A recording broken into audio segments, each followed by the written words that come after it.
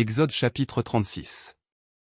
Betsalel, Oliab, et tous les hommes habiles, en qui l'Éternel avait mis de la sagesse et de l'intelligence pour savoir et pour faire, exécutèrent les ouvrages destinés au service du sanctuaire, selon tout ce que l'Éternel avait ordonné.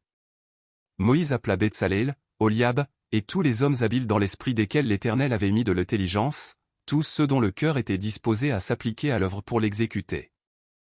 Ils prirent devant Moïse toutes les offrandes qu'avaient apportées les enfants d'Israël pour faire les ouvrages destinés au service du sanctuaire. Chaque matin, on apportait encore à Moïse des offrandes volontaires.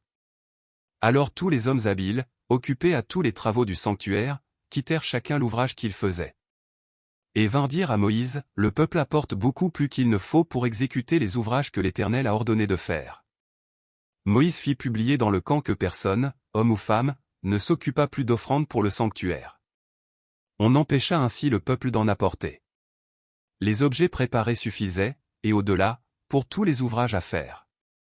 Tous les hommes habiles, qui travaillèrent à l'œuvre, firent le tabernacle avec 10 tapis de fin lin retors et de fil bleu, pourpre et cramoisi, on y représenta des chérubins artistement travaillés. La longueur d'un tapis était de 28 coudées, et la largeur d'un tapis était de 4 coudées, la mesure était la même pour tous les tapis.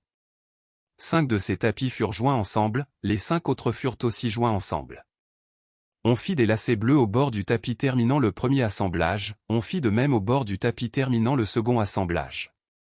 On mit 50 lacets au premier tapis, et l'on mit 50 lacets au bord du tapis terminant le second assemblage, ces lacets se correspondaient les uns aux autres. On fit 50 agrafes d'or, et l'on joignit les tapis l'un à l'autre avec les agrafes. Et le tabernacle forma un tout. On fit des tapis de poils de chèvre, pour servir de tente sur le tabernacle, on fit 11 de ces tapis. La longueur d'un tapis était de 30 coudées, et la largeur d'un tapis était de 4 coudées, la mesure était la même pour les 11 tapis. On joignit séparément 5 de ces tapis, et les 6 autres séparément. On mit 50 lacets au bord du tapis terminant un assemblage, et l'on mit 50 lacets au bord du tapis du second assemblage. On fit 50 agrafes d'airain, pour assembler la tente, afin qu'elle formât un tout. On fit pour la tente une couverture de peau de bélier teinte en rouge, et une couverture de peau de dauphin, qui devait être mise par-dessus. On fit les planches pour le tabernacle, elles étaient de bois d'acacia, placées debout. La longueur d'une planche était de 10 coudées, et la largeur d'une planche était d'une coudée et demie. Il y avait pour chaque planche 2 tenons, joints l'un à l'autre, l'on fit de même pour toutes les planches du tabernacle. On fit 20 planches pour le tabernacle, du côté du midi. On mit 40 bases d'argent sous les 20 planches, 2 bases sous chaque planche pour ces 2 tenons. On fit 20 planches pour le second côté du tabernacle, le côté du nord. Et leurs 40 bases d'argent, 2 bases sous chaque planche. On fit 6 planches pour le fond du tabernacle, du côté de l'occident. On fit 2 planches pour les angles du tabernacle dans le fond. Elles étaient doubles depuis le bas et bien liées à leur sommet par un anneau, on fit de même pour tout aux 2 angles.